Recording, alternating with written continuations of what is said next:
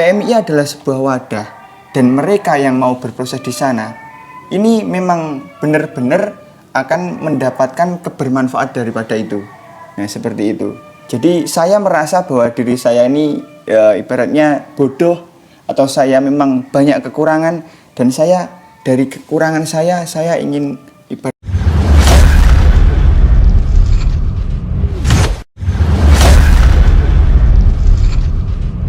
Assalamualaikum warahmatullahi wabarakatuh. Kembali lagi di channel Gayeng. Pada hari ini kita bersama sahabat yang berada di Ponorogo. Ini adalah mahasiswa yang khususnya nanti kita berbicara tentang keorganisasian. Apa pentingnya organisasi bagi mahasiswa dan apa perannya. Sebelumnya kita akan kenalan dulu dengan sahabat Torik Silu Arham. Oh, sahabat Torik ini aslinya mana?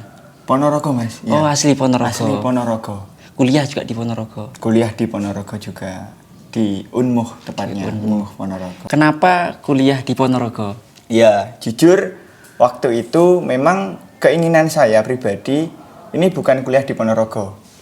Nah, namun memang dari keinginan orang tua jadi menginginkan anaknya ini tidak jauh-jauh dari kota kelahiran dan akhirnya dikuliahkan di Ponorogo. Ini kok sahabat ini berapa saudara?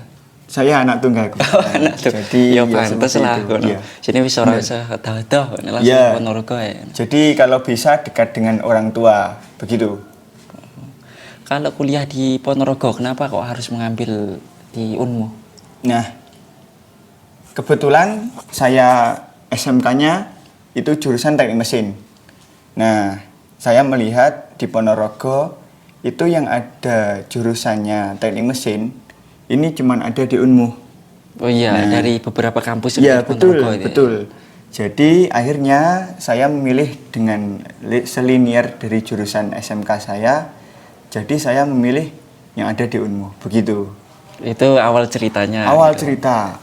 Tapi menikmati kan? Ya, alhamdulillah sampai sekarang juga menikmati dinamika yang ada. Seperti itu. Tapi kalau untuk konflik antara kepribadian background dengan kampusnya itu tidak dipermasalahkan ya? Nah, alhamdulillah tidak dipermasalahkan. Justru ini malah menjadi hal yang positif bagi saya pribadi karena memang ini ada suatu ilmu yang baru. Iya. Begitu. Oh, ilmu yang baru. Jadi yang awalnya di lingkungan saya ini memang kebanyakan orang-orang Nahdliyin.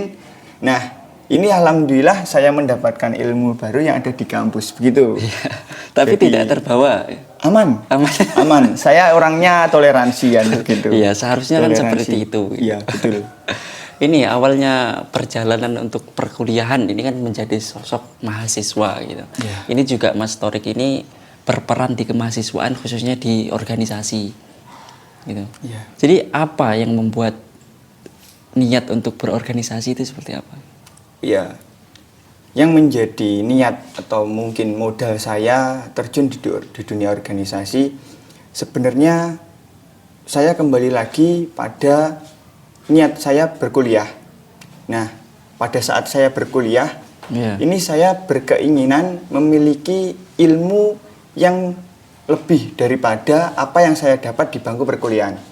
Dan kemudian saya ingin memiliki relasi yang banyak, terutama seorang laki-laki. Iya, betul. Nah, seorang laki-laki saya yang ada di pikiran saya ini perlu relasi yang banyak karena memang penunjang daripada nanti jika saya lulus perkuliahan, begitu.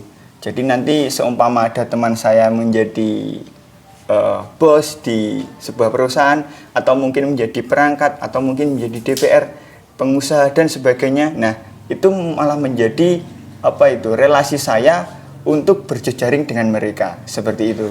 Oh ya, ini yang organisasi nih. Kalau dari organisasi kemahasiswaan kan banyak sekali gitu. Ya, betul. Ini kalau Mas Torik ini lebih mendalami di mana?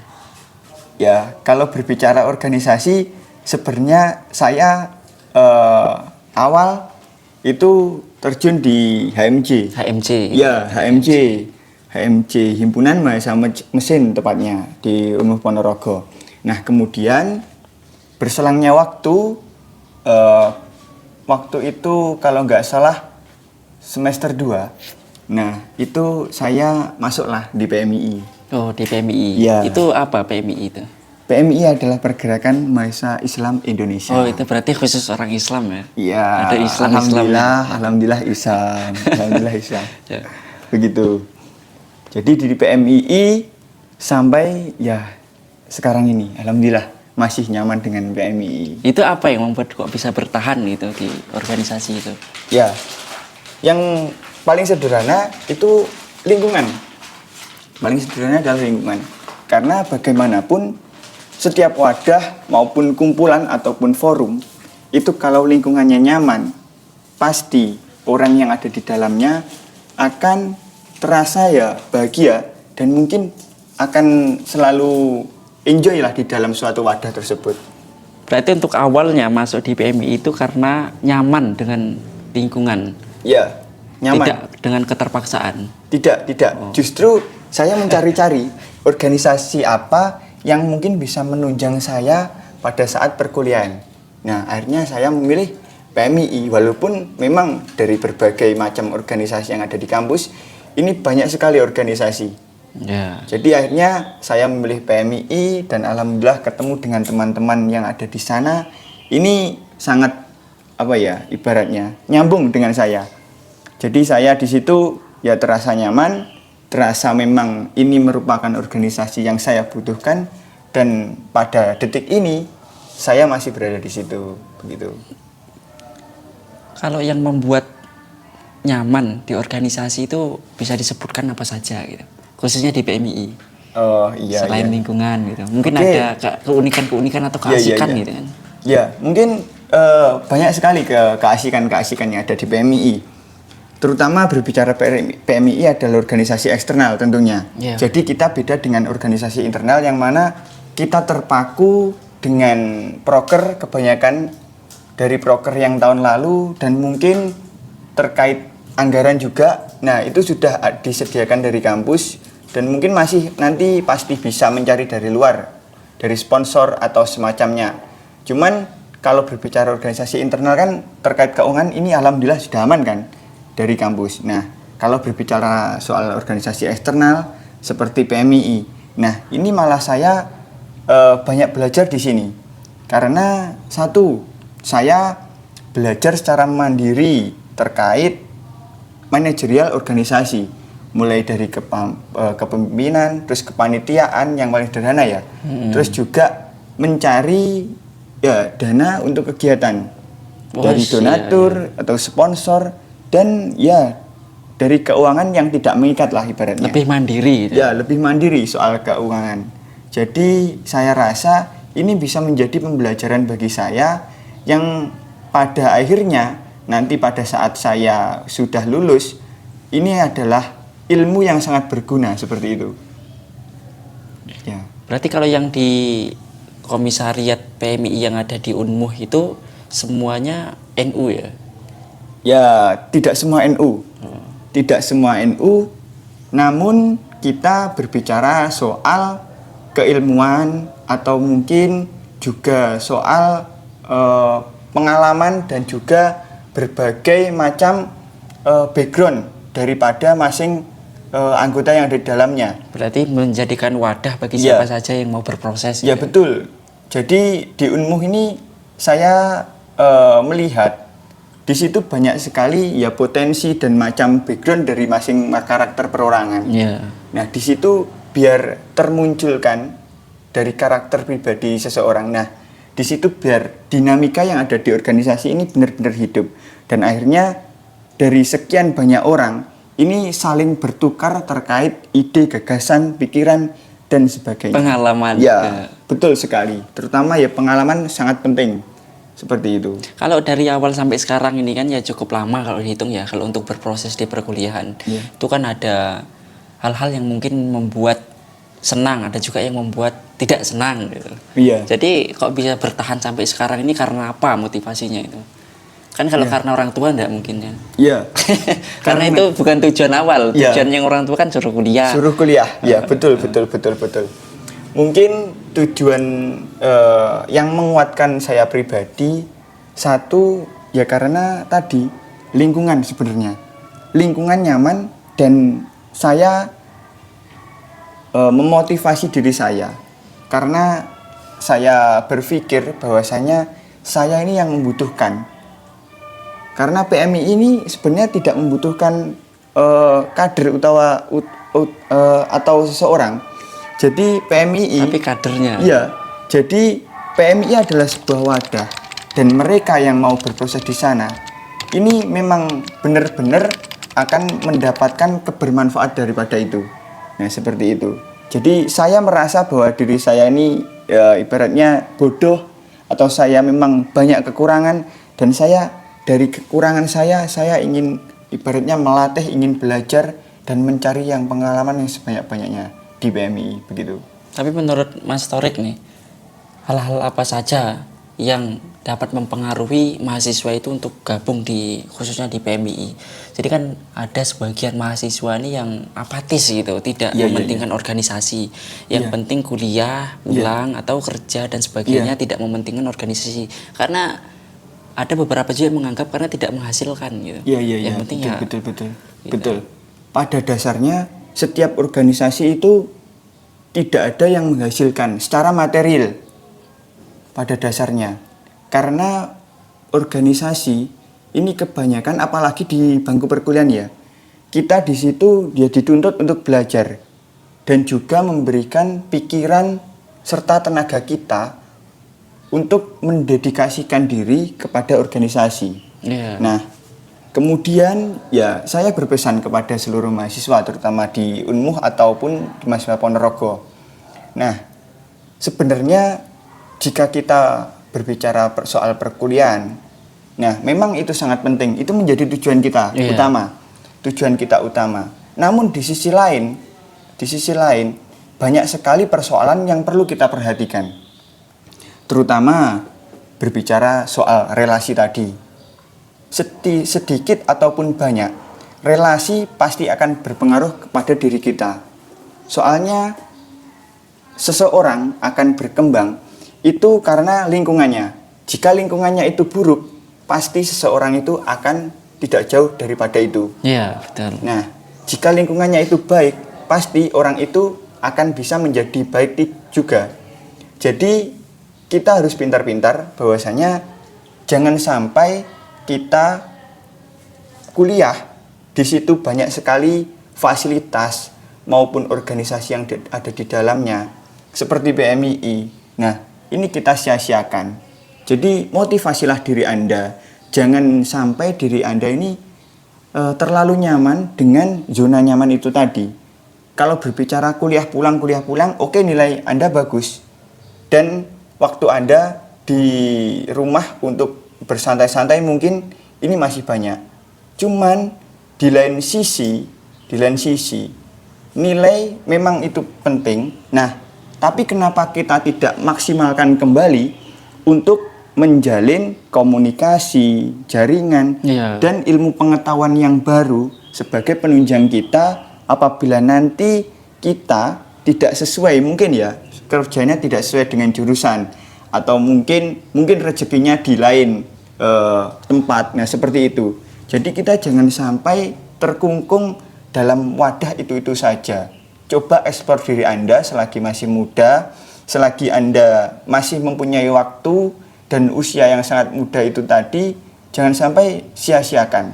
Oh, mungkin dari organisasi itu tidak menjamin ketika kita ikut organisasi bisa banyak uang, bisa langsung kaya di situ enggak. Tetapi memberikan peluang atau wadah dari kemampuan, skill dan sebagainya. Karena setelah itu mungkin bisa berproses masing-masing gitu ya. Iya, benar-benar. Tapi kalau untuk Mas Torik nih sebagai mahasiswa senior nih. Bukan senior, masih maba. Itu kalau misalnya ya untuk meyakinkan mahasiswa nih bagaimana cara untuk mengikuti organisasi gitu. Kalau khususnya di Unmuh kan beda sekali backgroundnya gitu. Apalagi kalau di Unmuh itu kan ya dari background tertentu gitu. Iya, sebenarnya ikut organisasi itu adalah pilihan. Jadi jangan sampai kita juga terlalu terpaksa ikut dalam sebuah organisasi. Kalau saya pribadi, ini cenderung menawarkan kepada mahasiswa.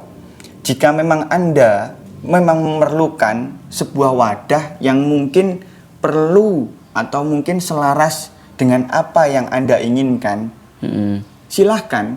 Jadi silahkan ikuti organisasi yang mungkin itu benar-benar bisa menunjang daripada apa yang sampean inginkan, begitu. Jadi jangan ada keterpaksaan. Iya, gitu. jadi jangan ada keterpaksaan, dan dari keterpaksaan itu tadi pasti akan memunculkan rasa ya kebencian atau mungkin rasa yang kurang enak lah pada diri Anda, sehingga pada proses Anda akan mengalami ya hal-hal yang tidak diinginkan. Contohnya Anda waktu di tengah jalan malah putus, seperti itu. Nah, itu sebenarnya niat Anda dari awal ini masih kurang yakin. Jadi yang pertama itu doktrinasi terkait niat. Niat Anda itu sudah bulat, pasti jalan Anda akan dipermudah. Tapi ada dua kemungkinan nih yang keliru nih dari mahasiswanya, mungkin keterpaksaan ikut, atau dari yang mengajak ini memaksa orang untuk ikut. Itu gimana? Iya, jadi memang beda itu. Terpaksa ikut dan dipaksa ikut ya. Ya, kadang itu merupakan hal yang wajar untuk sebuah organisasi. Ya, sebuah organisasi. Karena ya tidak semua metode pengkaderan seluruh orang ya itu sama. Jadi pasti ada seorang yang ibaratnya mengujuk-ujuk, ayo ikutlah organisasi. Terus ada juga karena temannya ikut, akhirnya dia ikut. Akhirnya keterpaksaan seperti itu. Nah, jadi yang mungkin harus dikembangkan atau mungkin dimunculkan dalam diri mahasiswa itu adalah prinsip daripada mahasiswa itu sendiri. Jadi mulailah membangun prinsip pada diri Anda.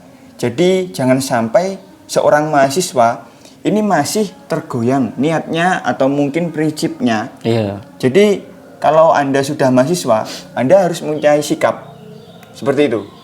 Harus mempunyai sikap. Jadi tidak terombang-ambing. Iya, betul. Ngiri nganan dulu kan. Nah, betul itu. Kayak air milih ya. Iya. Kan kalau filosofinya milih tapi ora keli. Nah, masih sampai milih, nah bare kelem. Nah iku sing gak apik. Nah iku. Milih kelem, nah hancur iku, mati entek kalian. Malah mati. Oke, Mas Torik, ini mungkin kita selanjutnya kita akan bertanya tentang manfaat ikut organisasi secara ringkasnya apa gitu. Iya. Mungkin kan dari teman-teman yang mungkin dari awal tidak mengikuti organisasi karena belum tersampaikan gitu. Oh iya, apa sih organisasi kan belum paham gitu.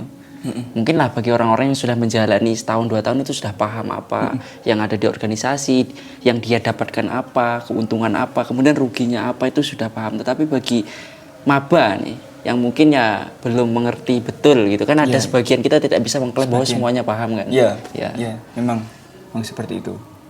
Jadi kebermanfaatan ya Mas ya. Iya.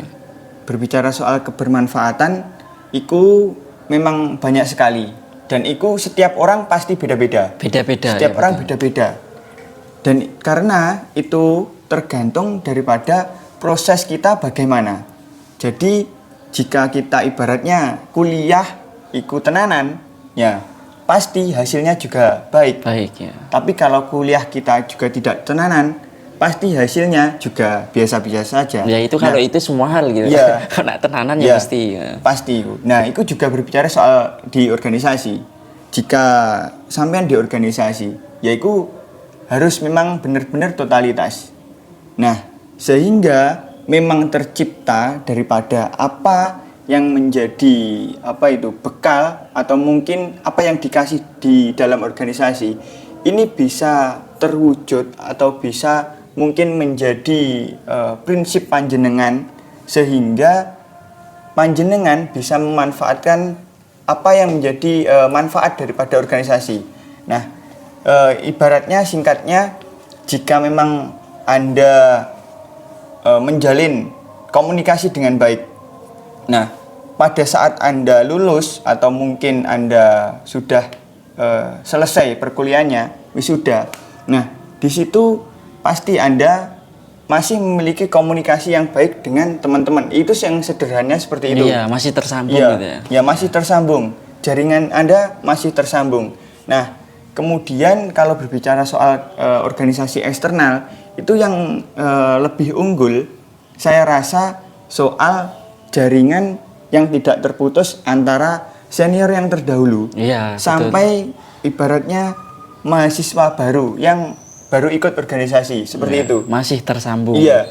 Soalnya beda dengan organisasi internal ya. Organisasi internal itu semacam ada rekrutmen, terus ada kegiatan. Nah setelah itu kegiatan selesai, ya udah nanti evaluasi, terus buat kegiatan lagi. Nah kalau organisasi eksternal itu lebih cenderung memanfaatkan wadah dan juga mempunyai asas kekeluargaan yang sangat erat. Jadi antara senior yang terdahulu sampai mungkin yang adik-adik yang baru, nah ini komunikasi masih erat dan akhirnya kita memiliki rumah yang sama, wadah yang sama, dan akhirnya apapun yang menjadi keresahan, apapun yang menjadi hal-hal yang mungkin perlu kita diskusikan atau mungkin kita obrolkan, ini masih ada seseorang yang mau membantu atau mau menerima obrolan kita. Iya, Seperti itu, sederhananya seperti itu. Kalau yang menumbuhkan rasa memiliki terhadap organisasi itu bagaimana kalau Mas Torik sendiri? Ya, kalau untuk menumbuhkan rasa organisasi, ini Bahwa organisasi ini wadahku lah, rumahku lah. Ya, setiap organisasi pasti beda-beda cara pengkaderannya ya. Iya. Cara pengkaderannya berbeda. Nah, ini sebenarnya kalau berbicara soal menumbuhkan, ini kalau mahasiswa baru pasti cenderung awam. Iya. Nah, cenderung awam.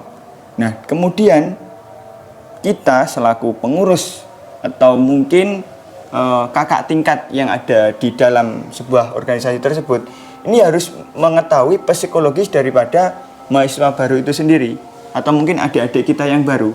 Karena memang kalau seseorang yang baru pasti pengetahuan, ilmunya, pengalamannya ini masih minim. Jangan sampai kita langsung ibaratnya mendoktrin terlalu jauh dan akhirnya itu memperburuk kondisi daripada psikologis anggota baru itu. Hal-hal seperti itu yang mungkin membuat orang yang tidak merasa memiliki gitu ya. Iya. Seakan-akan dia berada di organisasi itu ya untuk kepentingan organisasi, bukan untuk kepentingan diri. Iya. Bahwa kan kalau kita berada di organisasi itu bukan hanya untuk organisasi, tapi juga untuk pengembangan diri, potensi, pengalaman, jaringan dan sebagainya gitu Iya, kan. betul. Mungkin orang-orang yang mungkin tidak terlalu loyalitas di organisasi itu karena merasa oh aku gur dimanfaatkan organisasi sehingga yang dia rasa itu ya untuk mengembangkan organisasinya gitu. Berarti harus menumbuhkan rasa kepemilikan. Iya. Rasa kepemilikan terhadap organisasi. Nah, seperti itu. Nah, itu melewati jalur-jalur ya kaderisasi yang jelas harus melewati jalur-jalur kaderisasi. Karena tanpa kaderisasi, ya rasa memiliki itu pasti tidak akan tercipta. Iya. Kecuali hobi, beda lagi.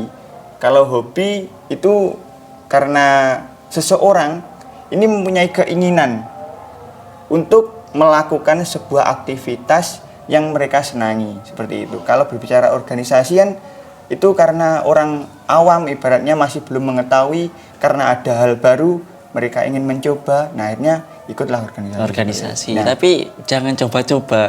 Iya, jangan coba-coba. Kalau mau coba-coba, ya jangan di organisasi. Tapi juga apa-apa sebenarnya. Kalau mau coba-coba di organisasi sebenarnya nggak apa-apa. Karena memang organisasi itu tempatnya untuk belajar. Untuk belajar. Ya. Tapi yang keliru ini seperti ini keliru nggak? Coba-coba sehingga organisasi apapun diikuti. Ini dicoba, itu bagaimana? Oh iya, itu mungkin kalau mereka bisa membagi waktunya ya, itu baik. Cuman kalau tidak bisa membagi waktu, nah itu akhirnya mereka sendiri yang kewalahan. Akhirnya proses di organisasinya itu tidak maksimal. Mungkin itu hadir itu karena belum mengerti atau betul-betul memahami lah dengan organisasinya, sehingga iki urung patek mateng pindahane, iki urung patek mateng pindahane. Kalau kemungkinan ya kalau misalnya mahasiswa itu yang mengikuti organisasi cukup satu organisasi tetapi dia mendalami, memahami, kemudian ikut betul prosesnya, mungkin cukup satu gitu ya. Iya. Bener itu, cukup satu. Karena ya seperti tadi yang dibilang, karena kalau kita konsisten pada satu itu pasti hasilnya juga akan baik. Iya. Daripada kita banyak concern tapi tidak ada satupun yang kita maksimalkan. Ya, diibaratnya kayak uang nandur. Jadi sebuah tanaman yang udah ditanam itu kalau dibiarkan, disiram, kemudian dianu kan dia tumbuh cepat. Iya. Tetapi kalau masih kecil ini belum sempat besar terus dipindah nih, Iya. pindah nih, akhirnya prosesnya kan lama agar dia untuk tumbuh seperti prosesnya itu. lambat seperti itu. Iya. Kalau melihat mahasiswa yang misalnya nih, kalau Mas Torik secara psikologis mungkin pendekatan kepada kader-kader atau mahasiswa yang mungkin dia merasa sudah kendor terhadap organisasi untuk penguatan apa gitu. Oh iya. Untuk penguatan. Ya, satu setiap orang pasti memiliki problem. Nah, dan di lain sisi psikologis orang itu pasti akan berpengaruh terhadap diri Anda. Jadi apapun yang menjadi problemnya dari teman-teman semua, ini utarakan, komunikasikan apa yang menjadi keluh kesah daripada seseorang tersebut karena tidak enjoy di sebuah wadah organisasi. Iya. Nah, Pengurus itu yang perlu pengurus cermati terutama. Ya. Tapi gini, pengurus itu kan biasanya kan tidak mengetahui isi hati atau isi pikirannya. Iya, iya. Iya. Masa kan ngerteni ya kan gitu. Iya. Mungkin pengurus belum mengetahui karena ya secara hubungan emosional ini gitu. masih belum terjalin. Dan akhirnya secara tidak langsung kita ya selaku pengurus atau mungkin kakak tingkat yang ada di dalamnya ini pasti ya diam saja karena tidak tahu itu tadi. Jadi yang harus peka itu sebenarnya pengurus harus peka. Ada sebagian dari pengurus yang peka, yang peka. mendekati. Makanya di pengurus itu ada plottingan, ibaratnya ini yang bagian ini yang ngurusi kaderisasi, ini yang ngurusi eksternal dan semacamnya. Ini sebenarnya untuk itu. Itu kalau kepentingan satu pihak. Tetapi kalau kita kembalikan ke pentingnya organisasi dan peran mahasiswa itu kan ya harus saling tumbuh gitu. Iya. Kesadarannya bener. itu bukan hanya dari pengurus, dari organisasi, tetapi dari kader atau dari mahasiswa yang baru mengikuti juga seharusnya ya ketika dia sudah berproses sama-sama memerlukan gitu. Iya. Sama-sama mementingkan ketika di organisasi itu ya tidak ada kepentingan lain kecuali kepentingan bersama gitu. Jadi untuk kepribadian, masalah apa saja itu bisa dibincangkan atau dikomunikasikan di luar itu. Iya. Jadi tidak dibawa-bawa ke organisasi gitu. Iya. Tapi pernah nggak mengalami hal seperti itu? Jadi masalah pribadi dibawa ke organisasi sehingga ya akhirnya menjadi problem. Iya. Itu pernah kalau saya pribadi. Saya pribadi ya pernah. Nah, cuman untuk menanggulangi pastinya pasti akan ada pertanyaan seperti itu. Jadi untuk menanggulangi daripada itu, saya berpikir bahwasanya saya harus bisa memposisikan diri saya sendiri. Jadi ini organisasi, ini masalah pribadi, dan masalah pribadi ini tidak ada konteks di dalam organisasi. Iya. Jangan sampai organisasi ini yang tidak tahu apa-apa, tapi malah menjadi kambing hitam ibaratnya. Bumerang menjadi bumerang di situ. Jadi malah organisasi yang kena imbasnya. Ini jangan sekali. Jadi untuk mengantisipasi daripada itu, saya membedakan.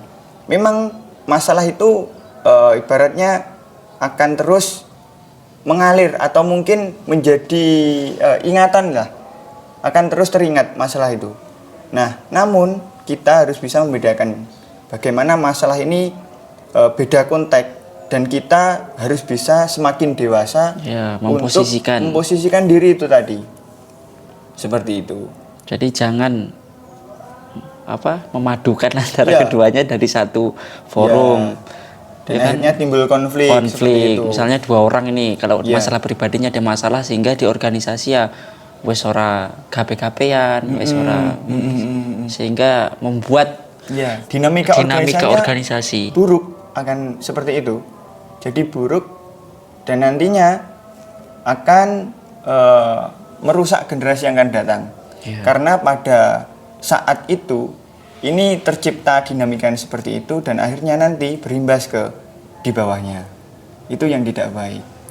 Jadi kita harus mewanti-wanti lah ibaratnya, mewanti-wanti, harus bisa menjaga bagaimana organisasi bisa berkembang dengan baik dan juga adik-adik kita ini bisa mencari ilmu dan apa yang diharapkan mereka ini bisa terpenuhi lah seperti itu. Ya, oke, Mas Torik, ini terakhir nih. Iya. Selama Mas Torik berproses di organisasi eksternal, khususnya di PMII, ini yang dirasakan Mas Torik nih selama mengikuti PMI, apa yang sudah didapat? Sehingga teman-teman mungkin yang bisa berbagi pengalaman ya, kan orang berbeda-beda Iya. gitu. Ketika Iya. pengalaman ini khususnya Mas Torik gitu. Iya. Ya, kalau berbicara apa yang sudah didapat, ini sebenarnya saya kembali lagi pada saat saya masuk di dalam organisasi di PMI. Iya, betul. Nah, pada saat saya awal, saya itu di Mapaba. Di Mapaba itu banyak sekali materi. Nah, terutama aswaja. Iya. Nah, itu masih minim saya rasa, saya pribadi waktu itu. Apalagi memang background kampus ya beda. Aswaja, terus ada NDP, ada keislaman, ada keindonesiaan, terus ada ke-PMI-an, dan materi yang lainnya.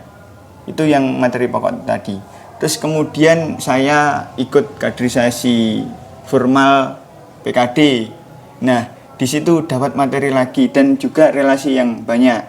Nah, kemudian dari situ pun saya malah ibaratnya mempunyai pikiran bahwasanya ber-PMII itu lebih enak, lebih indah. Iya. Karena ada proses kaderisasi yang itu berjalan untuk menunjang kita diri sendiri. Beda dengan di intra, kebanyakan kita melakukan kegiatan setelah itu selesai. Nah, kemudian yang terakhir kemarin ya PKL itu, dan alhamdulillah ini ya ibaratnya lumayan saya rasa lumayan Mendewasakan ya, ya? mendewasakan saya pribadi. Iya. Mendewasakan saya pribadi. Karena pada saat momen itu saya yang paling kecil di situ. Iya. Ya, jujur, saya yang paling kecil di situ. Pada saat forum saya memang peserta yang paling muda. Yang paling muda, saya melihat di atas saya Tapi masih muda banyak. bukan ukuran. Iya, mudah bukan ukuran. Karena pada saat itu jenjang dari saya Mapaba, PKD, dan PKL itu tidak jauh. Dan akhirnya pada waktu yang sangat singkat, saya ibaratnya langsung dikompres, harus ibaratnya memenuhi lah, Iya. memenuhi daripada kaderisasi yang ada, dan Berarti- juga ya mendapatkan pengalaman yang cukup banyak lah. Berarti banyak sekali yang didapat itu ya. Iya, banyak sekali Dari yang pengetahuan, dapat. keintelektualan, skill, jaringan. Ya, alhamdulillah itu yang mungkin menjadi kebermanfaatan di organisasi ya, itu tadi. Oke, terakhir iki pesan untuk kader-kader khususnya di PMII. Ya. Ya, terakhir pesan saya mungkin jangan sampai Anda menjadi seseorang yang apatis. Karena seseorang yang apatis akan menjadikan diri Anda lemah. Seperti itu. Oh, seperti itu. Cukup Iya, ya? cukup. Oke, terima kasih Mas Torik untuk Iya. pengalamannya dan banyak hal yang sudah dibicarakan gitu ya. Jadi nanti mungkin di lain waktu kita sambung kembali, kita berkomunikasi, kita berdialektika. Nah, Iya. seharusnya kader PMII ini harus peka terhadap zaman yang sekarang. Contohkanlah ya seperti ini, seperti podcast ya ibaratnya ini Mas Iya. ya. Nah, jadi harus mempunyai alternatif kaderisasi. Mungkin kita membuat kaderisasi yang sifatnya itu tidak ketinggalan zaman. Nah, ini harus seperti ini. Jadi jangan sampai zamannya sudah berubah, namun kaderisasi yang kita gunakan ini masih monoton. Iya. Seperti itu. Oke, terima kasih Mas Torik dan kita akan bertemu di episode selanjutnya. Salam pergerakan. Salam. Oke. Oh gitu ya? Ya.